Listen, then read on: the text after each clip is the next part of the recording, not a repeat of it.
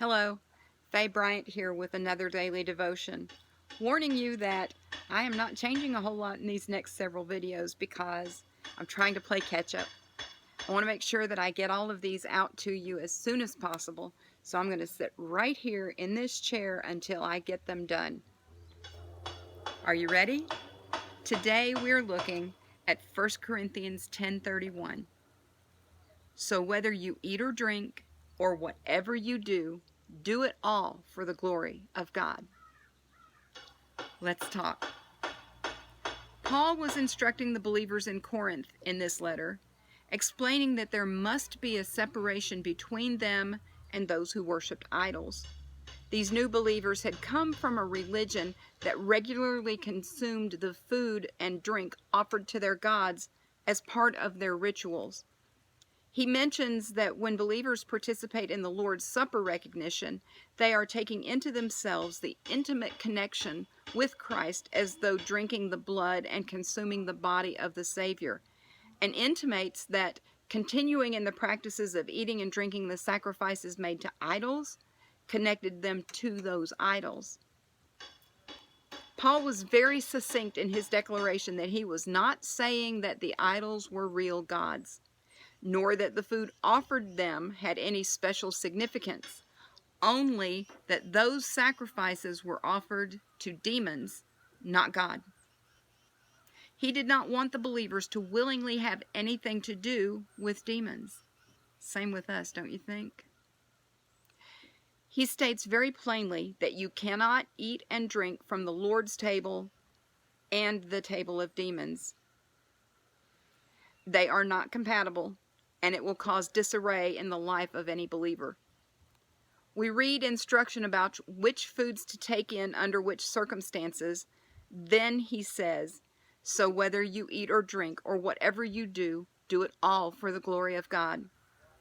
Expressing that we have the ability, the right to eat and drink whatever because our hearts are turned toward God. But when it pushes someone away from God, we should leave it sit on the table. For example, I know a pastor in India who is very careful to not eat beef even on his trips to America or other lands. Why?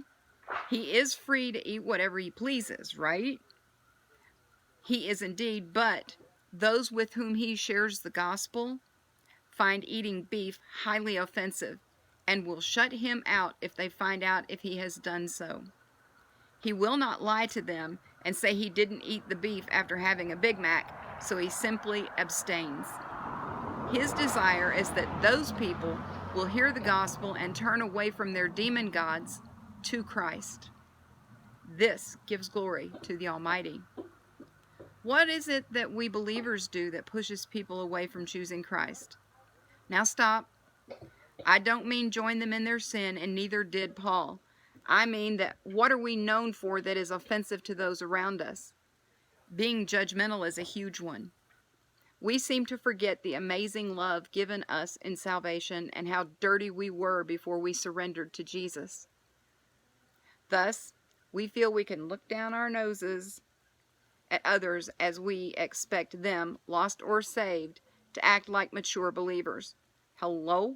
Does this make sense to anyone? Today is a great day to examine ourselves, to ask God to show us what we're doing that does not bring Him glory and honor. Then, when He does, and He will, we must agree with Him and turn away from those things. Given the opportunity, we should apologize to anyone we've hurt by that behavior and ask their forgiveness. That's too hard, Faye. Sure it is. In our humanity, lean on Jesus. He will help. The thing is, this is a must-do. Our job as a believer is to point others toward salvation. If our behavior is causing them to turn tail and run, instead of racing toward the rescue of heaven, we're missing the mark. And continuing in that is a deliberate choice to continue in sin. Choose this day, y'all. Coffee, Bible, journal. It is hard in our minds to think about, oh, I have to go tell Miss So-and-so that I was really rough on her and that I said things that I shouldn't have said. Or maybe I talked to Mr. Smith and I know that he's just been saved, and I was acting like he needed to know everything in the Bible and he needed to know the right ways to act, and he's just a new Christian. We do need to do those things. But let me tell you what, when we think about we need to do those things, the enemy will do whatever he can to make that seem like the most difficult thing in the world for you to do. He will tell you that you'll be ashamed. He'll tell you that they will mock you. He will tell you that it's wrong to do it. He will tell you you'll cause more damage. If that last one comes up, you ask God whether it will cause damage or whether it will help grow them, and then you go with what he says. And listen, we really have to stop. Believers, hear me. We have got to stop thinking, A, that the lost are going to act like Christians. They're not. Those who do not believe in God, who have never accepted Christ, will act like people who have never accepted Christ and who do not know God.